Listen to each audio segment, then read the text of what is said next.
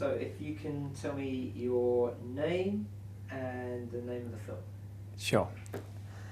My name is Keith Eyles, and this short film is called Driven Insane, which is part of what I'm calling the Urban Chiller Tales.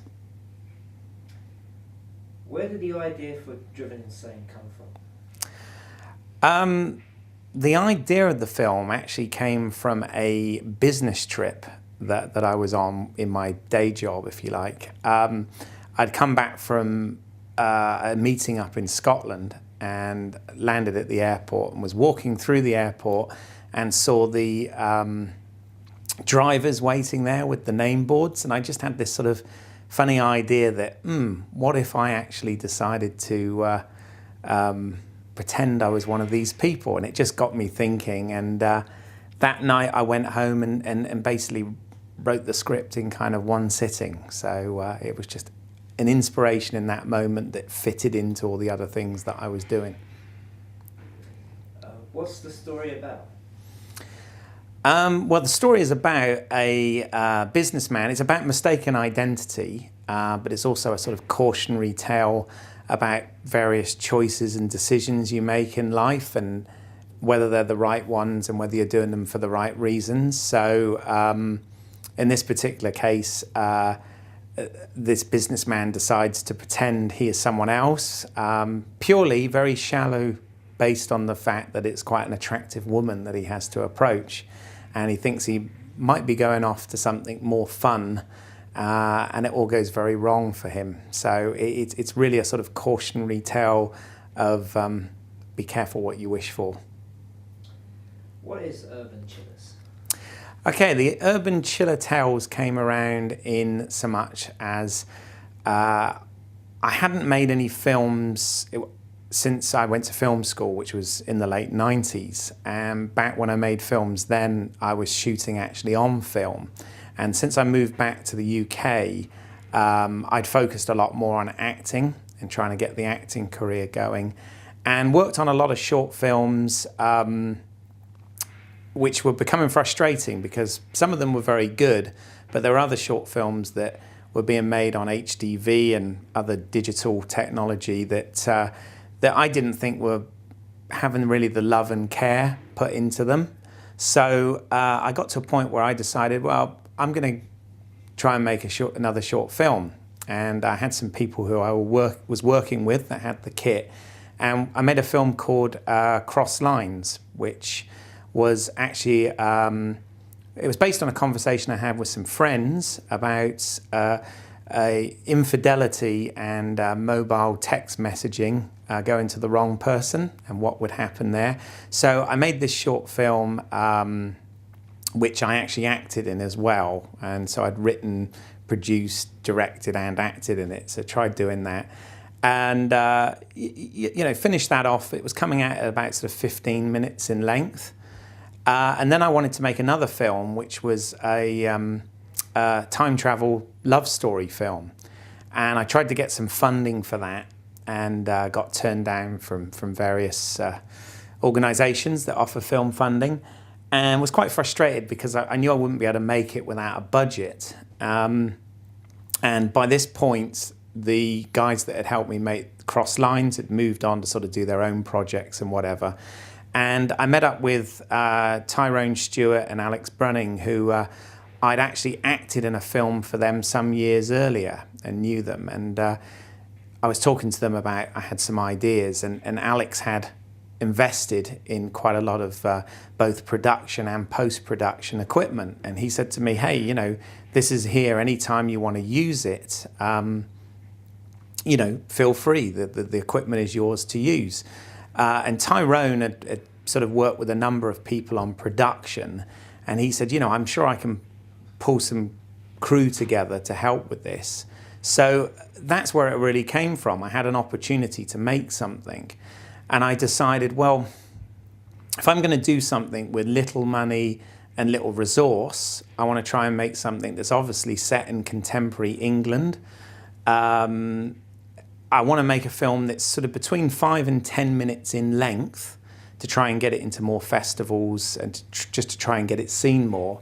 and obviously wanted to try and do different things. So I was having a conversation actually with a girl that I was seeing at the time about various urban myths, urban legends, things of that nature. And we talked about this little story. And I thought, I'm going to make that into a short film. So I made a film called Fear View, which I used this crew. I used Tyrone and Alex and their contacts. And we made it.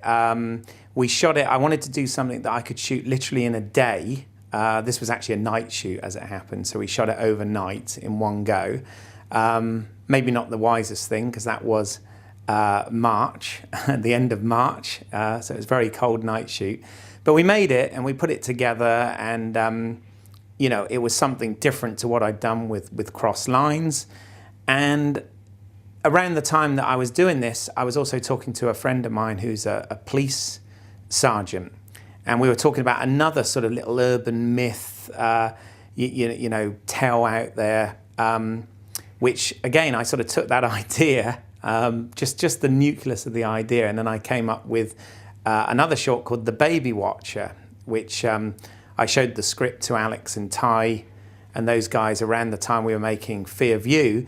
And they said to me, look, if you want to make this one as well, let's try doing this. So again, it was another shot in a day contained in someone's home. But I thought, well, I don't really want to do the same thing. I want to do something different. So whereas Fear View had been sort of lots of quick edits to try and create this sense of movement in a car chase type scenario when you can't afford to actually do a car chase. And so I decided with The Baby Watcher to make it slightly different aesthetic, and it would be a lot more sort of dolly track, slow push-ins of the camera, much more of a slow burner of a story, and very, very sort of bright primary colours, and just a different feel there. But I realised, obviously, genre-wise, the sort of horror, thriller aspect, which I've always been interested in. So I thought, well, this sort of fits into that. So that's when we came up with this sort of idea of the urban chiller tales. And then shortly after that, I wrote another one, because I couldn't help myself, called Blood Right, which was based on a conversation I'd had about adoption within a family bloodline, and came up with something on that as well, and decided, again, stylistically, I could do something different with this. I could make it much more monochrome, drained of colours, very, very documentary style, a real handheld sort of whip pan, cinema verite type look to it. So made that, and then, as I said, shortly after that, got the idea for Driven Insane. So far there have been 4 urban chiller tales, which, the same crew and the same group of friends have been happy to make with me. I was also very lucky with Driven Insane, and in fact, all of these films so far have been completely self-funded. But with Driven Insane, I managed to get some money towards it. And it was from 2 producers in a company called Iggy Films that I'd actually acted in a feature film for a couple of years previously, but I'd always got on really well with them, and they were quite passionate about films. And they'd seen the short films. I'd had a screening of the Urban Chiller Tales, and they liked them. In fact, one of them they've asked me to adapt into a feature-length version, and they're trying to get funding for that. But in the meantime, they said, have you got anything else going on? And I mentioned, I was trying to do another one, and told them the story, and they were happy to give me some funding towards it, which was great, because for this particular film I had to rent some specific locations, which there was obviously some money attached to doing that. So yeah, in a long-winded way, that's how it came about. What's your goal with Urban Chillers? Well, the thing is, with the Urban Chiller Tales, what I'm trying to do is, yes, it's all of the same genre, and they are all sort of very, based on, I guess, things that I enjoyed growing up as a kid, like things from America, like Tales from the Crypt and the Twilight Zone, and Alfred Hitchcock Presents, those type of short little stories. And I've kept doing them, but what I've tried to do is, even though the genre is the same and even though they're all short films, I've tried to make the narrative, the storytelling style, the aesthetic style, and the editing style of all of them, I've tried to make them somewhat unique and different. Try and sort of, if you like, try and showcase my I don't want to use the word talent, that's arrogant, but showcase my ideas in different ways as a sort of visual storyteller. And I keep thinking to myself, it would be nice if I could do enough of these to maybe put them together and have like an anthology, a feature anthology of all these short thrillers called the Urban Chiller Tales. That would be ideal. But I'm also trying to use them as a showcase so that I could maybe go on and direct some feature projects that I've got in mind. And selfishly, the other reason I keep doing them is because I enjoy it. I'm very passionate about filmmaking, and if I can learn something new on each one, then it makes it worthwhile. And a good example of that is the previous 4 films that I'd done, so the 3 Urban Chillers and Cross Lines, I'd filmed on a Sony Z1. But I got the opportunity with the Urban Chiller Tales to film it on a Canon 7D, which is actually an SLR stills camera, but it's capable of recording high def and using 35mm lenses. So I was able to learn through that process using a new camera, a new piece of technology to hopefully make something with a superior image quality. And as a result of that, because of the limitations of that camera, in terms of it is designed as a stills camera, therefore trying to pull focus on the camera is quite difficult. It meant that kind of dictated the aesthetic style of this film. So this was very much locked off shots, and I tried to create movement within the frame. Characters moving in the frame, lens flare, things of that nature. So again, it had a different feel to, for example, Blood Right, the one I'd done beforehand, which was very much the handheld look. So again, if I can learn something new, if I can work with different actors that I've met over the years, then that makes it worthwhile as far as I'm concerned. What is your approach to working with actors? Okay, working with actors, one of the reasons that I initially went off to study acting myself was because I'd gone to the film school and kind of learnt the nuts and bolts of actual film making and film production and cameras and editing and things of that nature. I'd also gone away and studied, script. I've read loads of books and done courses on screenwriting and things of that nature. But obviously, I realised a really important aspect is your actors, because they can bring so much to the process. So I went away and did some acting courses and kind of got the bug for that for some time as well, because I really enjoyed it and thought that was another area that I'd like to pursue also. So, I've done a fair amount of fringe theatre. I try and do at least one play a year to sort of get right outside my comfort zone and do that, as well as, numerous short films and even a few low budget features. So I do enjoy the process, and I try very hard. I think when you direct film, it's a real balancing act between the technical side and, working with the director of photography and the camera operator and all the, various designers to create the look and feel of it. And but also it's very important to work with the actors and give them direction. Now, so far I've been lucky enough that all the films I've done, I haven't had to sort of go out and try and arrange, again, with no money or time, auditions.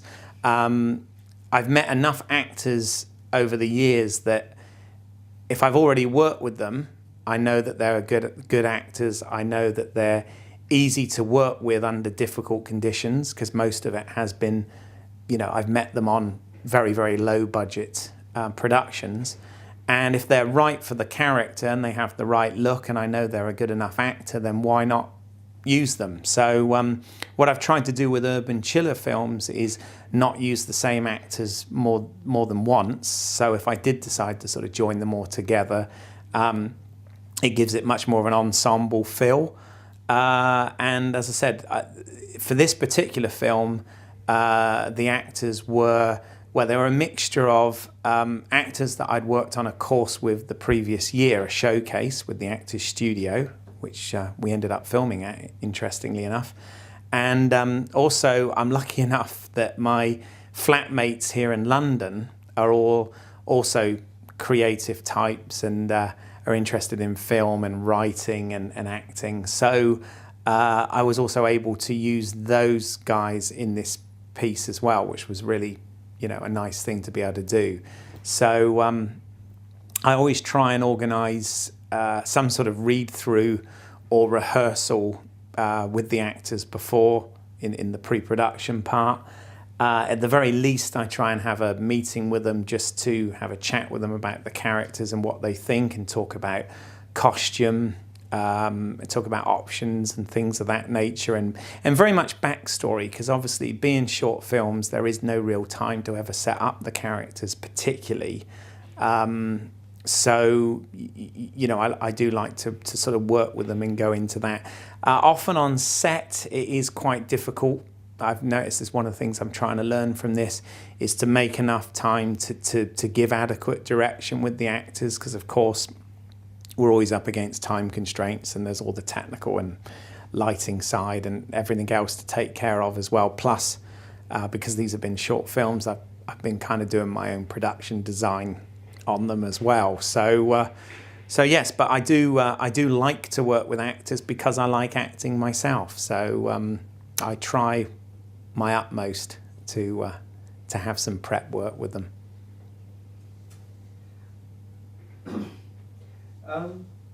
Do you think it's best to rehearse or not to rehearse? Rehearsal or no rehearsal? That's a really good question.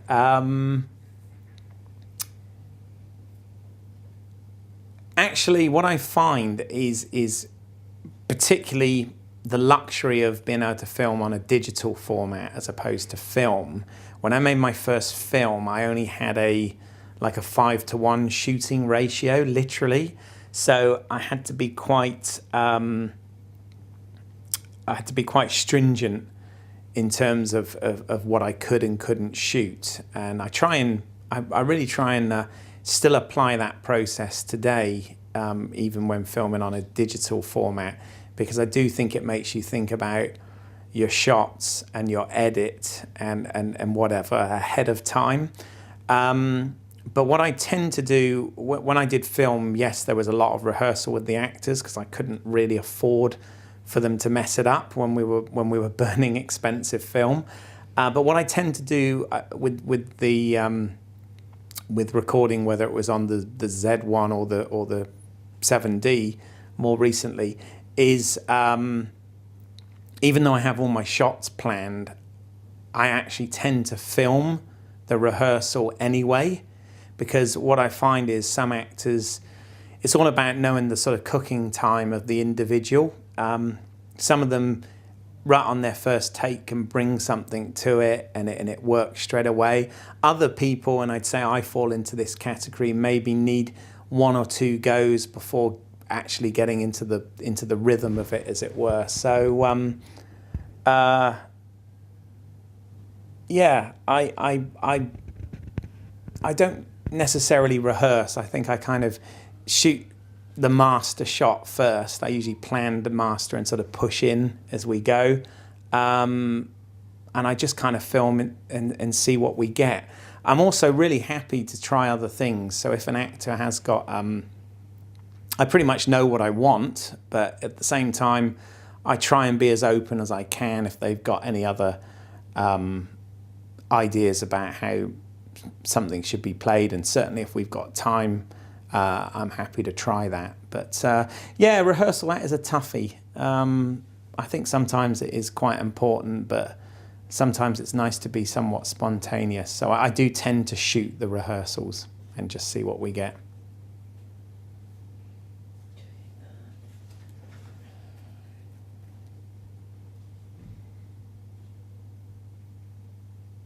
How did you find shooting on a digital SLR to shooting on digital video?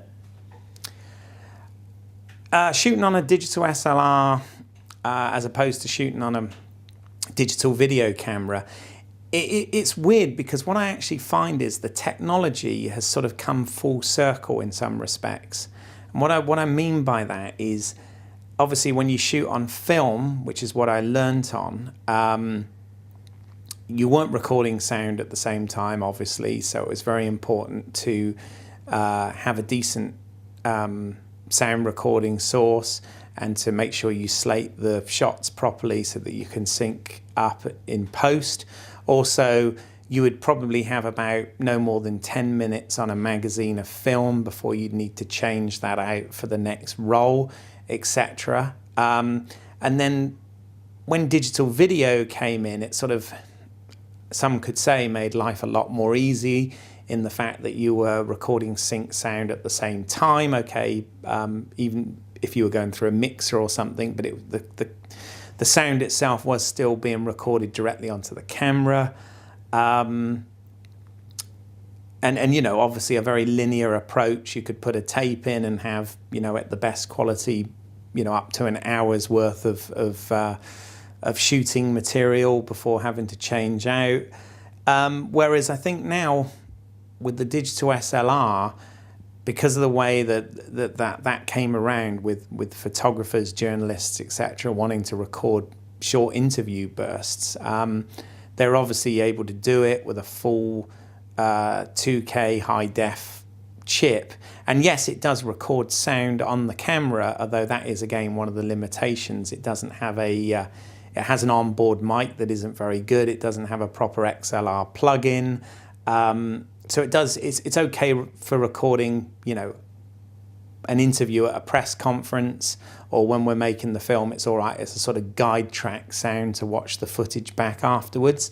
But what we did do is make sure we recorded on a separate source with this. So it was back to sort of, I would say, old school filmmaking, whereby it was essential that we could see that, you know, slate clicking together, recording on another source. The other thing was we were recording onto memory cards within the camera, which would, I think you could record up to a maximum of about 15 minutes on the size cards we had. We had 8 gig cards before you had to swap out. So again, I kind of liken that back to swapping out a film magazine on a film camera. So, and obviously the other thing is with the particular high def HDV cameras that I was using on the previous films, I was absolutely fixed to the zoom lens that was part of that camera. Whereas the other thing that freed me up a lot with using the digital SLR was that I was able to swap out different 35mm lenses. So what I feel is, in some respects, that it's actually taken it back to the roots of filmmaking, but still using the latest digital technology, which of course, you know, your image is very malleable in the post-production side. So yeah, I do feel that it has gone sort of full circle. Obviously, there are still limitations to using the 7D in so much as I mentioned earlier, you can, I believe, buy a follow focus kit for it, but I believe it's more expensive than the actual camera and lenses itself. So if you want to do any significant camera movement, if you wanted to do dolly shots or handheld or steady cam or anything like that, you know, there are limitations there for that camera currently. But yeah, I do feel that it has kind of brought it back to what I would call traditional filmmaking. Do you think people will be shooting on the digital SLR for long, or is it just a fad, a phase? Yeah, is this technology going to be around? I don't know. That's a really difficult question to answer, because I think that the technology is changing so fast out there at the moment that, as with most technology today, the minute you've bought it, it's already out of date, because 3-6 months down the line, something new's going to be out. I think, again, the 7D has kind of opened up opportunities for filmmakers that can't necessarily go out and hire or buy something like a Red or a Viper or anything like that to go ahead and shoot on. And it does allow you to do, filmmaking and record at a very high quality. I don't know. I'm still questioning. I still haven't figured out whether or not it would be possible to film a feature on this particular camera. People have. Yeah, people have indeed. I don't know, because obviously the one thing I was worried about with Driven Insane was, as far as I'm concerned, movies are about moving, the camera moving, motion pictures, quite literally. And I was at a Q&A with Martin Scorsese at BAFTA a while back, last week in fact, and it was mentioned that he obviously likes to move the camera a lot, and of course it depends on what the script's asking for and what the particular scene's asking for. But it was weird, because I found by not being able to move the camera that much doing Driven Insane, it did make me try and come up with other ideas to try and give some movement and some energy to it. And at the moment it's kind of very vogue, if you like, to do something that at film school you're always taught to try and avoid, and that is to try and put lens flare and whatever into shots to kind of give that look. So I don't know. If I had the opportunity, if somebody gave me the budget to go ahead and make one of my feature films that I want to do, and I had the opportunity to shoot it on the 7D, then why not, and use that budget in other areas of the production instead. So I think you could.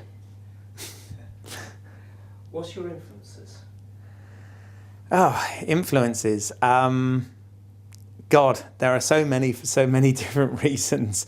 I mean, I love film. I've been a film geek ever since I was a kid, ever since I grew up.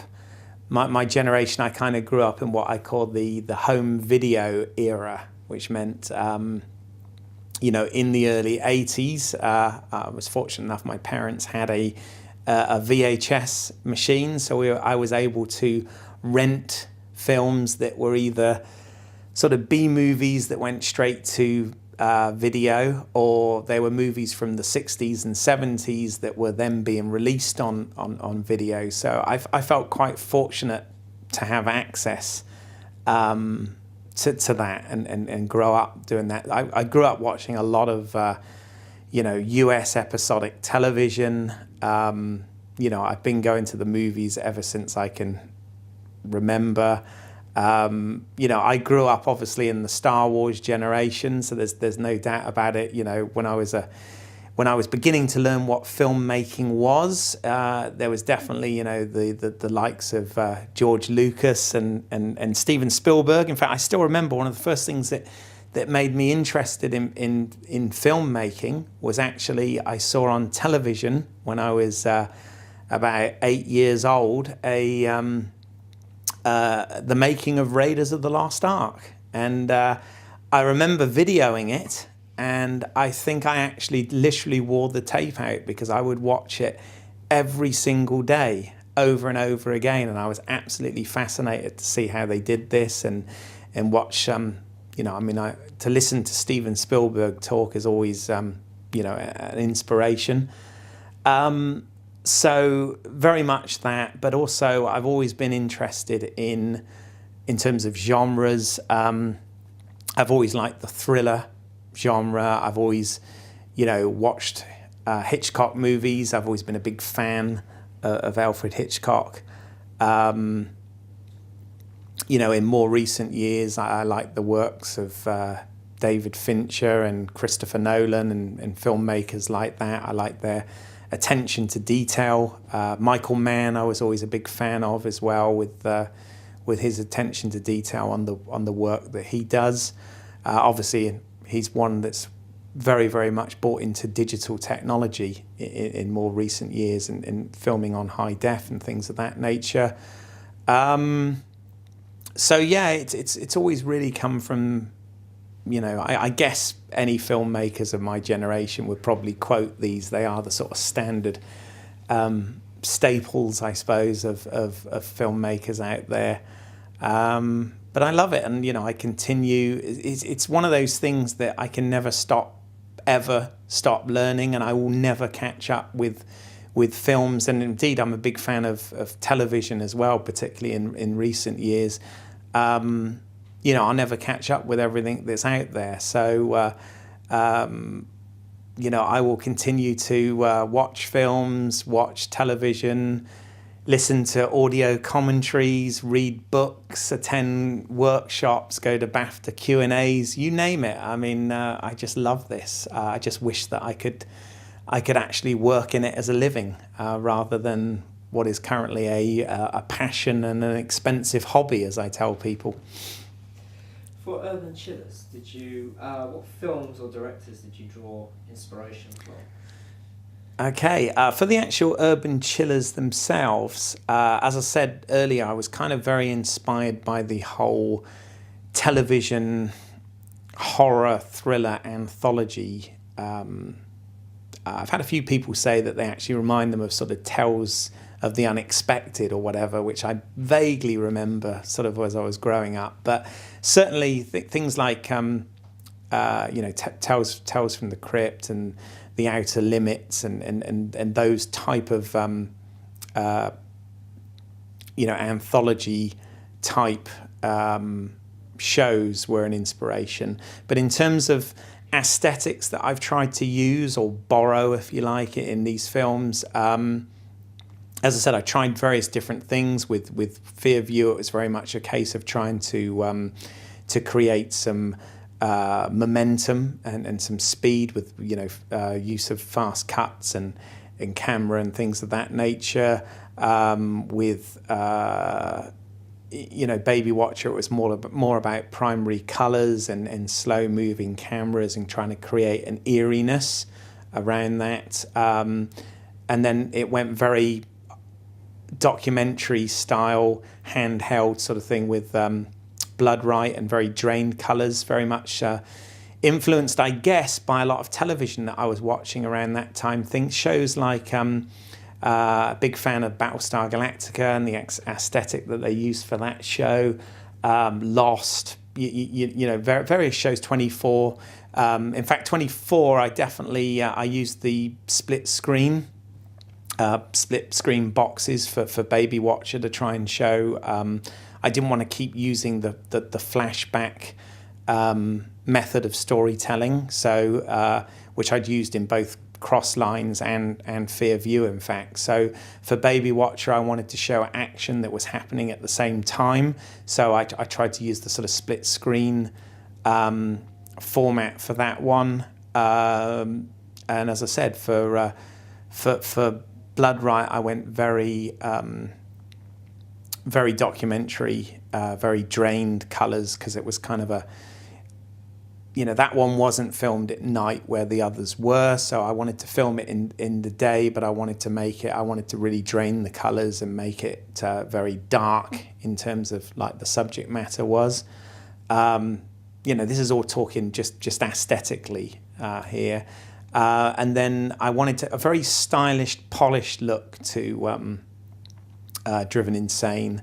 When we shot the stuff outside, for example, at night, I didn't want to go with I'd already done the whole sort of blue wash night thing with Baby Watcher, even though that was indoors, and also with Fear View, kind of. So I wanted to go with the whole sort of sodium lighting sort of with that kind of sheen to it, and lens flare, which I guess is really inspired by last year's Star Trek film used by J.J. Abrams, used loads of lens flare, and shows like Fringe at the moment go absolutely nuts with that sort of thing. So it's trying to do something there like that. Another big influence actually from the last question that I failed to mention is and I guess this is why when I did Cross Lines I tried to sort of be in the film as well as directing it, is I grew up with Clint Eastwood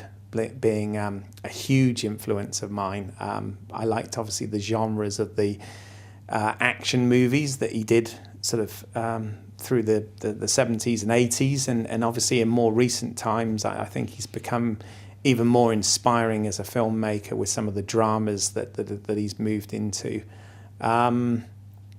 So yeah, sorry, my mind's bouncing around all over the place away from the question you asked me. But yeah, aesthetically, there's definitely been some influences from television and films of the recent years.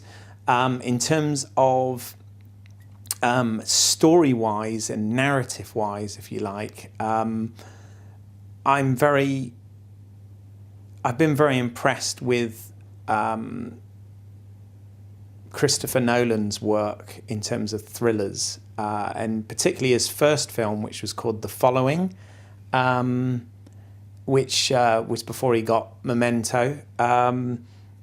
He did something with very little money, but tried to make something with just a couple of actors and a hand crank Bolex camera and whatever, be interesting. So that certainly the features that I'm working on at the moment, I'm trying to do something that is very contained, and could possibly be made on a fairly low budget. Told you I could talk forever if you asked me stuff.